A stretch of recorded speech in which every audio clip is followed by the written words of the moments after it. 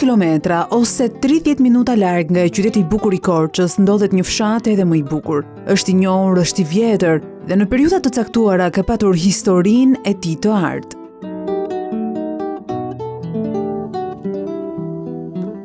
Ndodhet 1160 metra mbi nivelin e detit dhe pjesën më të madhe të dimrit rri gjithmonë e mbuluar kështu në dëbor. Po flasim për Voskopojën, që të gjithë e kanë dëgjuar dhe një pjesë e madhe edhe e ka vizituar.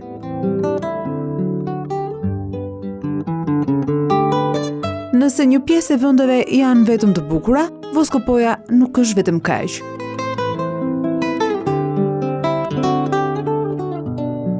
Këto së pari e tregojnë ndërtesat prej guri, e tregojnë rrugicat me kaldrëm, që ndonë se janë ribërë për shkak të sulmeve të caktuara, ato sërish janë ringritur mbi gjurmët e vjetërsisë për të treguar që këtu jeta nuk ka ndalur.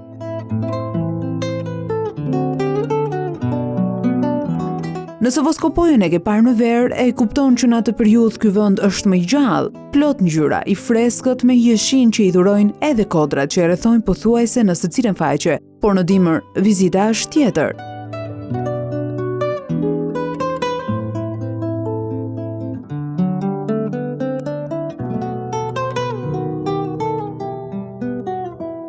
Bora që ngjit sapo nis me rrugicat e gurta në çatit të shtëpive dykatëshe, në përbredhat e lartë i jep një tjetër ndjesi.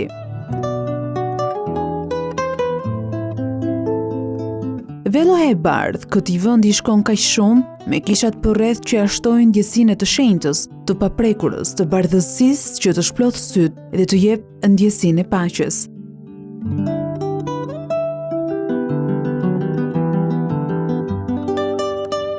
Është edhe e gëzueshme për të gjithë ata që vinë, sepse si mund të kuptohet kjo bardhësi pa luftën me dëbor.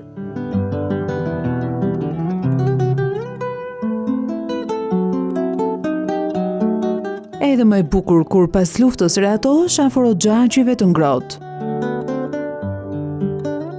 Nëse kërkoni një udhëtim ndryshe, një udhëtim ku natyra dhe tradita e kultura shkrije në një, padyshim që duhet të vini në Voskopojë. Voskopoja është një nga fshatrat më të bukur turistik në Shqipëri, e veçanërisht në dimër, sepse siç e shihni kjo dëbor është një magnet kryesor për vizitorët vendas, por edhe për të huaj. Voskopoja ka shumë për të ofruar.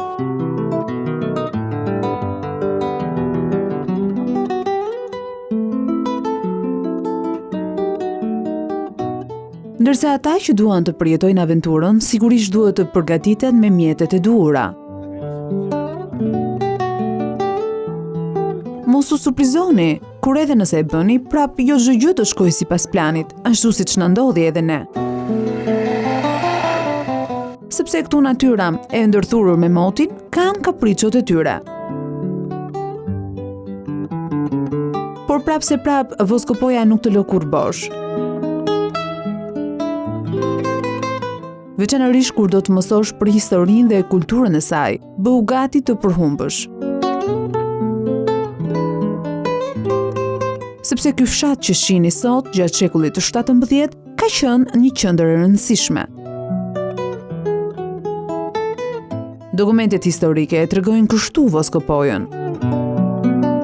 Voskopoja del si vendbanim, del që me Gjon Muzakën, kronisti Gjon Muzaka, në vitin 1510, kushurit dhe Donika Kastriotit, i cili në vitin 1470 iku nga Shqipëria, vendos në Itali dhe në pleqerit pëthedh, në prag të vdekjes, shkruajti një kronik mbi të gjitha familjet feudale shqiptare. Voskopoja del në një formë tjetër, del i lidhur me një fshat tjetër, Voskop Beci, që ekziston dhe sot, i cili është nopar, dhe është fqinj, si thuash, me Voskopojën. Dhe në disa fermanet të sultanit, në shekullin e 17, ai e përmend Voskopojën si një vendbanim me 4 lagje, fillimisht. Ndër cilat një lagje quhej lagja Arnaut, çka do të thotë që ishte me edhe ka dhe emrat, se është një regjistër i hollësishëm. Dhe një lagje tjetër përmendet me emrin Metsovik, me të ardhur nga Mecova. Mecova është një, sot e kësaj dite është, si thuaç, kryeqendra e vleve të Greqisë. Dy lagjet e tjera janë, si thuaç, të përzjera, nuk mund të kuptosh edhe nga emrat, se janë emrat kalendarit krishter, Dhimitër, Konstantin, që mund të jetë edhe shqiptar, edhe vlla. Nga banorët që merreshin me blegtorin gjatë viteve 1500 dhe 1600, ata u kthyen në tregtar të pasur dhe të suksesshëm, ku tregjet e tyre u zgjeruan në Europë.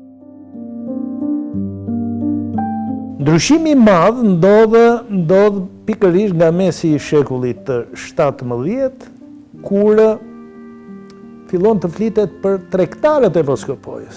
Deri në 1650 flitej për blegtorët e Voskopojës në dokumentacionin osman, tani fillon flitet për tregtarët e Voskopojës. Pra kemi u bën tregtar. Në fund të atij shekullit të 17, ne na dalim pastaj familje tregtare voskopojare, familje Bendo për shembull, shumë e përmendur, Bizuka, edhe familje të tjera, të cilat shkonin në Veneci dhe bënin tregti me Venecien, madje shtyheshin deri në Vjenë për të bërë tregti dhe tregtonin kryesisht madhara që lidheshin me blegtorin apo lëkurë, sidomos Leshi, i cili kërkoi shumë në atë kohë, kërkoi shumë nga ushtria austro-hungareze. Këto ishin vitet e arta të Voskopojës, që rrjedhimisht zhvilluan edhe zonën aty, e cila kishte akademinë e saj, shtypshkronjën, manastire dhe kishat, duke u organizuar si një qytet e rëndësishme. Po të shkosh në Voskopojë, duhet ta përfytyrosh që gjithë ato kodrat që e rrethojnë Voskopojën kanë qenë lagjet Voskopojës. Ka autor edhe serioz që thonë ka pasin popullsi 60.000 banor, por ka të tjerë që thonë 30.000, jo 60.000 e 50.000, po 30.000, të tjerë thonë 20.000. Historiani Plum Xhufi ka kushtuar shumë kohë ulëmtimeve të dokumentacioneve që vijnë nga ajo periudhë për Voskopojën, duke renditur edhe shkaqjet e rënjës që ishin sa ekonomike edhe fetare.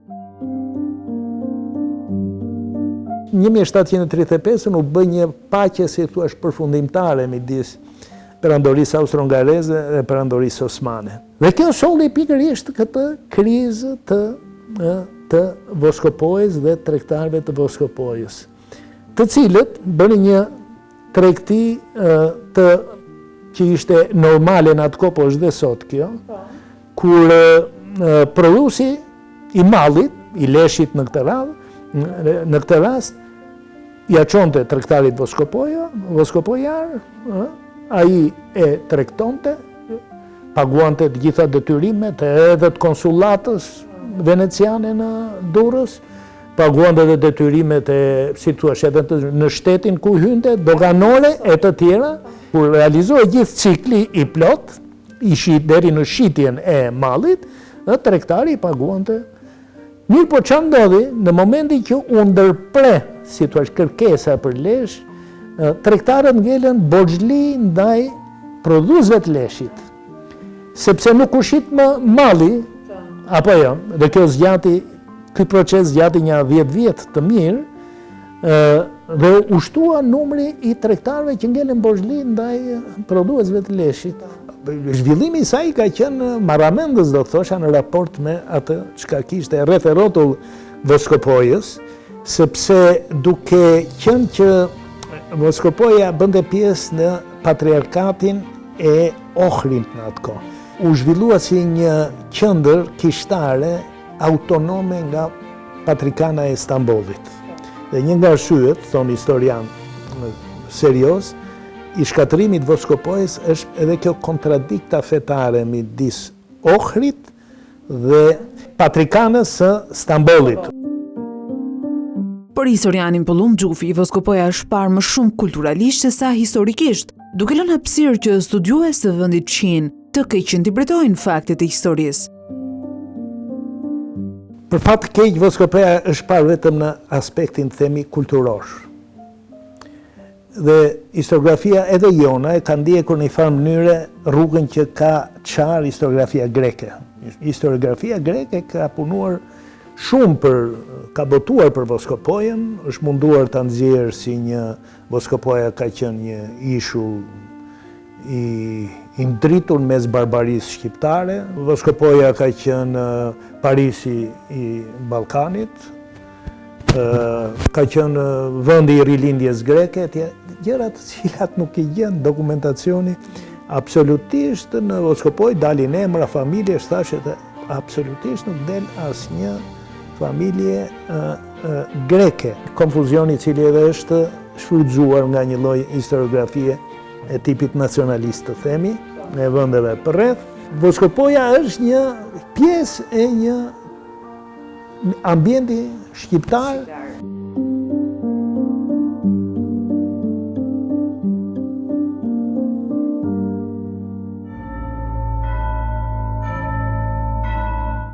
Kjo gravurë që ndodhet në Bazilikën në Shenkolli tregon se si ka qenë Voskopoja dikur.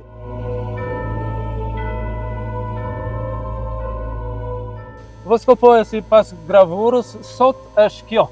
Po. Kjo që ka mbetur sot. Kjo. Shumica është shpërbër, tu pasjuron manastirin në 1220-ta. Po.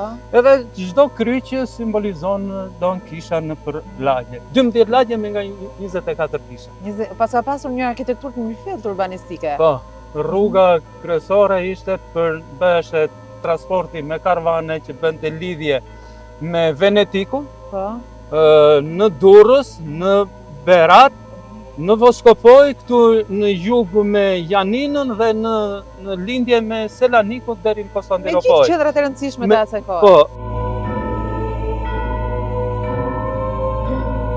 Nga 24 kisha që ishin dikur, sot Voskopoja numëron vetëm 8, ku 6 prej tyre vijnë nga ajo periudhë, ndërsa 2 të tjerat janë ringritur në rënonjat e objekteve të kultit që janë dëmtuar. Sa vjetë është? E ndërtuar në shekullin e 18, 1700. Jo kjo, po në atë periudhë u ndërtuan 4 bazilika të kësaj arkitekture, ku komunitetet që ndodheshin në Ballkan, mund të themi të 4 komunitetet që ishin vlehët, shqiptarët, grek dhe slavë, në perandorinë otomane në këtë periudhë. Të gjitha këto komunitete ranë në ujdi me perandorinë otomane që paguan haraq, taks dhe nuk kaluan në konvertim. Një nga më të veçanta dhe që ndodhet në qendër të fshatit është Bazilika e Shënkollit, e ndërtuar në shekullin e 18. Sot në këtë bazilikë të gjithë banorët kryejnë shërbesat fetare. Ikonografia e saj murale mban firmën e një piktori të njohur të artit kishtar, David Serenica. Një nga autorët që kërkohet për gjithë Ballkanin. Në 1715 ky autor kërkohet, si thash, gjithë Ballkani ka pikturuar në malin e shenjtë. 5 vite pasi mbaroi atë kishësh në Llavrën në malin e shenjtë, paria i qytetit duke ndërtuar këto bazilika e thirrri dhe ka lënë mbi shkrimin këtu, 1721-1726, pra jemi në vitin plot të 300 vite që mbaroi dhe ikonografia 3 shekullore, ikonografia murale David Selenicës. U quajt edhe ikonografia e realizmit, është më reale e fizionomisë njerëzore. Pas 20 e ca vite më pas, kanë pikturuar vëllezërit zografi. Dhe vëllezërit zografi, Konstantin dhe Athana Zografi, nuk e kishin mbiemrin zografi, por me që zografisin se pikturoni dhe kanë pasqyruar jashtë Apokalipsin.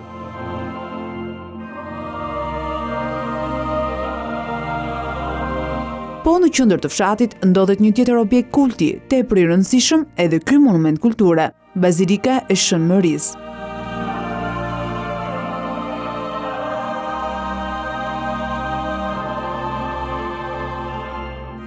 Si shpëtuan këto godina? Thamë përpara që ju ndriçoj mendjen disa personalitete, edhe këta thanë t'i ruajmë, edhe vërtet janë vlera që duhen ruajmë. Po. nuk bëhen kollaj, nuk vjen ikonografia. Arkitektura mund të bëhet, po ikonografia morale nuk vjen.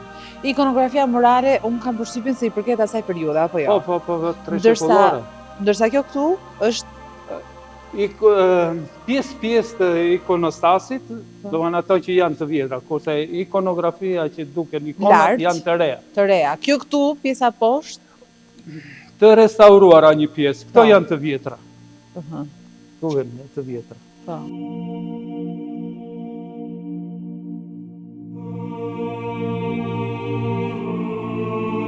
Ajo është më e madhe në Voskopoj dhe dikur ka shërbyer si katedrale e qytetës. Tani këtu ndodhemi në Bazilikën e Shëmërisë, që ishte edhe katedrale në periudhën kur pati lullëzimin Voskopoj, që ishte mitropolia. Mitropoliti Josafti ishte në të Bazilikë dhe mitropolia kishte në nomenklaturë të patriarkanës të Ohrit në atë periudhë. Një periudhë shumë e shkurtër, kurse patriarkana sot kishës ortodokse bile të disa kishave ortodokse që janë në Ballkan, e Shqipërisë, e Greqisë, e Kipros, e Kretës, Estonisë, Çekoslovakisë, që janë me popullsi më të vogël, patriarkana është në Konstantinopol.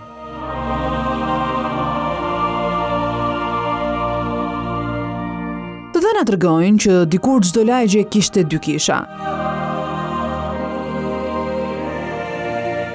Dhe një tjetër kish në Voskopoj quhet kisha e kryengjëjve Mikael dhe Gabriel.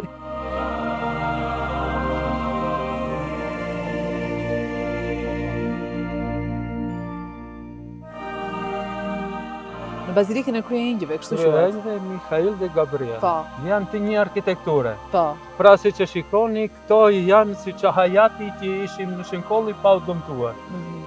Koha bën të veten, edhe mos kujdesi detyrimisht do prisheshin, por që në kohën e komunizmit, kjo pjesë e narteksit u përdor edhe stallë.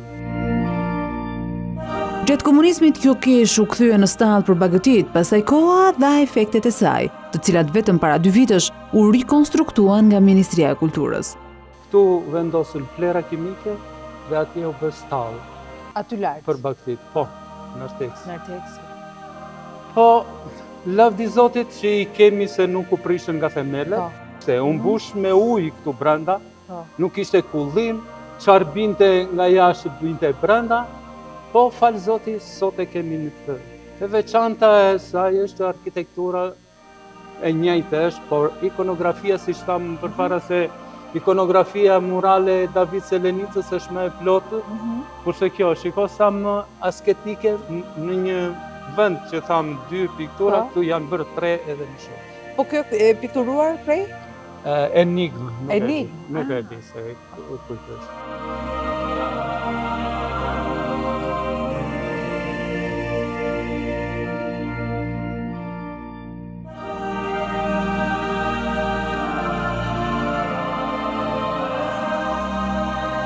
Kur hyn në secilin prej tyre ti takohesh me një histori që ka mbetur që nga koha e lavdishme e Voskopojës.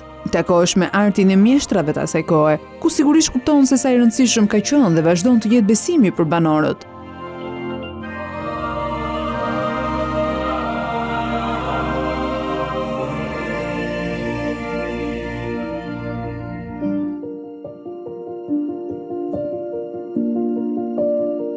Një traditë e vjetër që ruhet në Voskopoj është dhe tradita e thurjes, apo krijimit të nënprodukteve të leshit, e cila vazhdon të jetë traditë e zonjave voskopojare.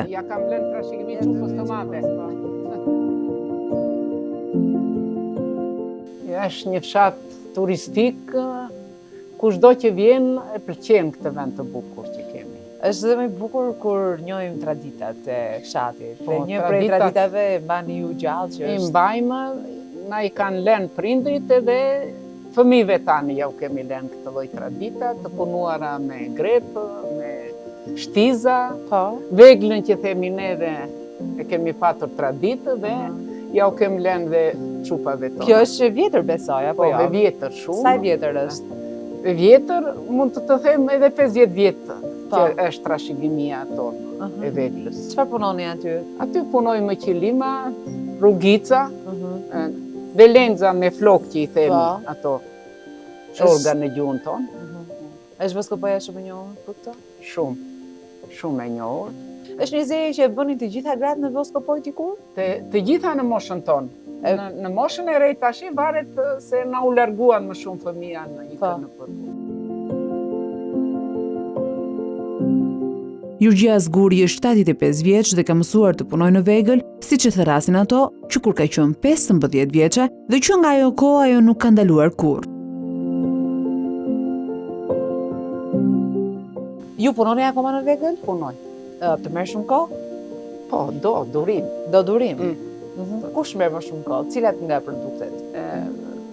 Puna me grep që bëjmë, këto çantat me grep janë punuar këto.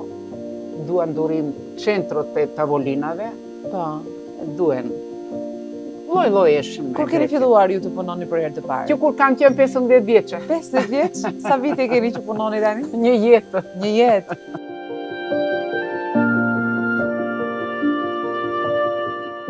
Punimet artizanale pëlqehen nga të gjithë sipas saj, por edhe nga të huajt.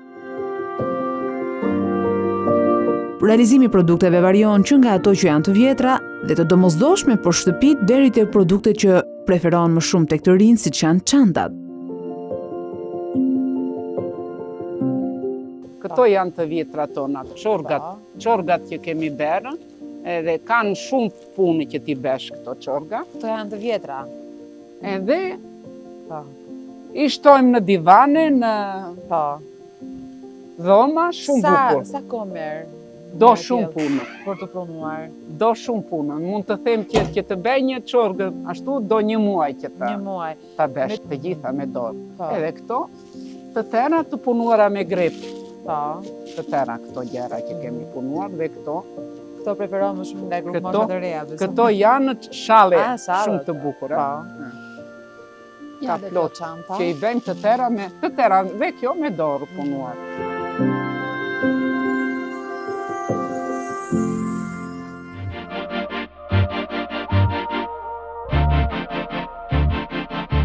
Veç kulturës, historisë dhe natyrës së bukur, Voskopoja dikur ka patur një pistë skish për skiator profesionist. Sot nuk e ka, por Anton Falo, që ka qenë skiator profesionist në ekipin e Skënderbeut, thotë se ky shërbim këtu duhet të kthehet. Për mua është dashuri se unë qenë më shumë 5 vjeçare, jam marrë me ski, kam mësuar ski dhe kam qenë antar i ekipit Skënderbeut në kohën kur bëheshin garat, derisa arrita në moshën 40 vjet. 30 vjet rresht kam marrë pjesë me ekipin e Skënderbeut si skiator i skive alpine. Edhe tani e bën? Tani e bën për qef? E bëj për qef, vazhdoj sportin e skive, pasi më pëlqen shumë. Deri kur ka qenë funksionale? Deri në vitin 90. Po. Bëheshin garat e skive, mbas 90-s pastaj nuk. Ju mungon që nuk e keni? Shumë, na mungon shumë. Jo vetëm mua, por të gjithë voskopojarëve. Se e keni pasur edhe pjesë tjetër, besoj, sa më shumë. Kur bëheshin garat e skive, gjithë fshati vinte shikonte garat e skive, komplet, gjithë fshati.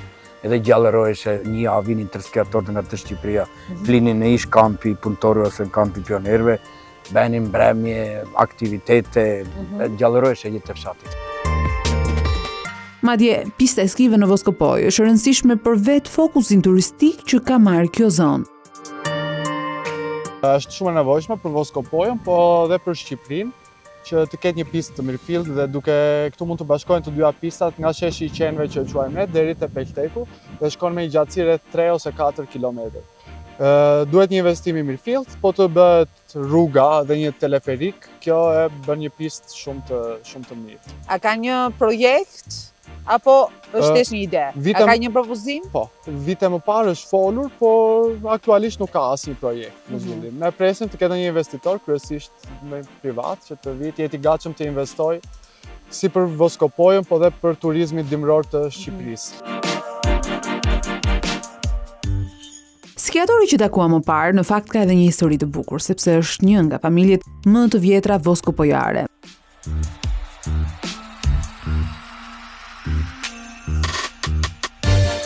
Nga anë e babait, nga jeme e babait jam për 700 vjeç, nga jati babait për 300 vjeç. Wow, pasën i vërtet shumë. Shumë. Çfarë kanë treguar për Voskopojën, familja juaj? Po, Voskopoja tani ka ngelur një fshat, se Voskopoja para 300 vitësh ka qenë rreth 25-30.000 banor, me akademi, me shtyp shkronjë, me bibliotekë, me punishtë, zejtarie, gunash, bakri, prodhonte paranë e saj, pullën e saj kishte një zhvillim shumë të madh.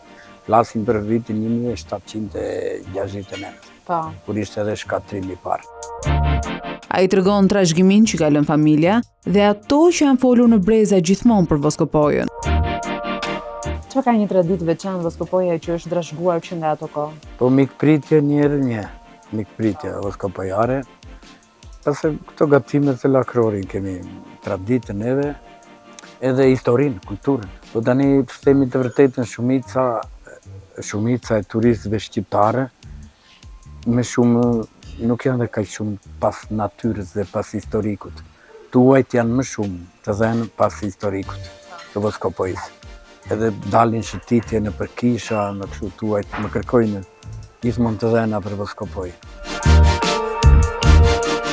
Thotë se këtu në Voskopojë çdo shtëpi e është ringritur me gurët e shtëpive që kanë qenë dikur. Madje ai vet ka këtë gurë që për 1700-s. Gurët e Voskopojës, gjithë këta gurët janë gurët e Voskopojës së vjetër. Ashtu vërtet? Po, bile aty poshtë televizorit një gurë ka datër 1729. 1729, po ku keni gjetur? Në këto gërmadat e shtëpive të rrëzuara. Të rrëzuara? Se gjithë këta gurët janë gurët të shtëpive të Voskopojës së vjetër. A jeni vetëm ju që keni për këtë zgjedhje apo ka të tjerë që Jo, kanë gjetur? gjithë fshati me gurën ndërtogët. Po me gurët e Voskopojës së vjetër Me kanë gurët e ndërtuar? Voskopojës së vjetër. Ka shumë dashuri për vendin e tij, traditën e të parëve, kulturën që i përket, saqë këto kostume të vjetra i ka qëndisur duke u bazuar në një imazh të vjetër ku janë fiksuar modelet e dikurshme. Kjo veshje është e Voskopojës para 300 vjetësh. Kjo këtu? Fikst, edhe veshje e burrit dhe veshje e gruas.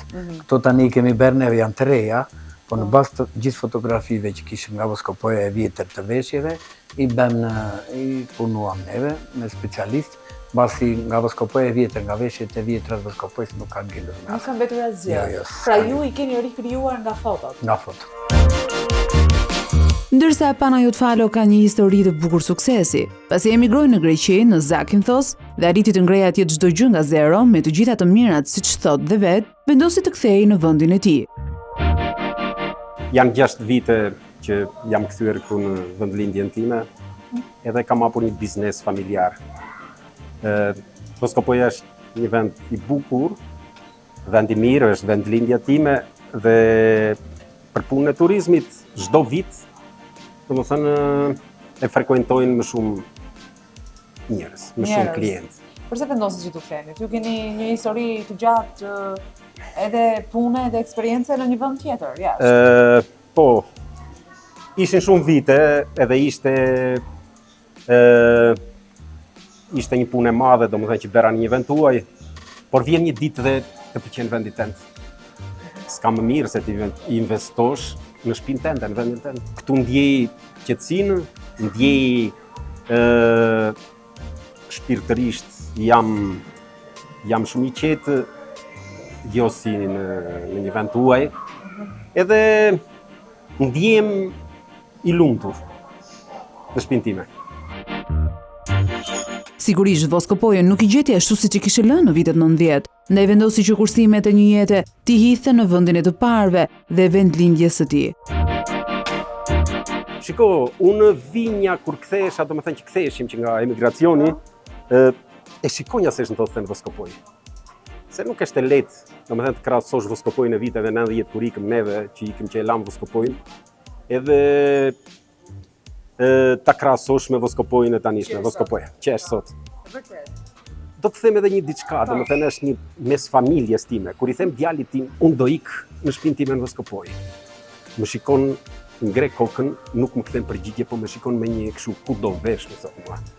Po i them unë do shkoj në Shqipëri dhe do vetë në shtëpinë time. Mos për babam, thotë mua. Çfarë bën kështu le, domethënë tër këtë vend të bukur. Se ne kishim shumë vite atje dhe ishin ngranuar domethënë shumë mirë. Po i them, erdhi koha që të kthehem në shtëpinë time. Thotë që Voskopoja po preferohet shumë nga turistë huaj dhe vizitorë vendas. Përveç restorantit, domethënë gjitha gatimet tradicionale që bëjmë në Voskopoj, ato janë të njohura, domethënë si lakrori në saç, petullat e fshira. Ne kemi sill edhe nga Greqia, domethënë aty ku kaluam shumë vite dhe kulturën e kuzhinës greke. Ndërsa vizitorët rëndisin gjithë arsyet për së kthehen vazhdimisht në këtë fshat të bukur. Edhe njerëzit na pëlqen më shumë vendi. Plus edhe si qytet, edhe historirat e Voskopojës nuk kanë fund. Por këto njerëzit, biseda që bëhen darkë kanë zë shpirt, nuk bëhet partizane, ku vrane, ku i dun prita, ku i dun këtu. Si çfarë do bëjmë nesër, ku do hajmë, ku do pijmë, ku do dashur, që të kalojmë sa më mirë. Natyra, edhe arkitektura, shumë e bukur. Nga jeni? Nga Durrësi, jetojmë në Itali, kemi ardhur për të parë edhe neve, hera parë. Çfarë ishte ju për të zgjedhur Voskopojën? Na kanë folë gjithë mirë, edhe thamë të provojmë ndonjëherë neve të shohim ça ke një orë kemi shkime. Sa do qëndroni? Po besoj një natë këtu e pastaj do zbresim poshtë në Korçë. Voskopoja ka turizëm gjithvjetor, pra gjatë pranverës frekuentohet shumë nga tuajt, të cilët janë të drejtuar më shumë në hiking dhe në turizmin kulturor. Gjatë verës ka turistë edhe shqiptarë shumë, të cilët vinë për ajrin e freskët dhe temperaturat që janë më të ulta se sa nga Tirana dhe vendet tjera të Shqipërisë. Po, nga Vapa, përvëllusa.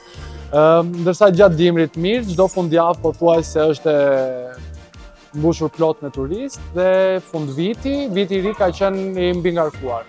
Të gjitha kapacitetet kanë qenë të mbushur, të ezauruara komplet.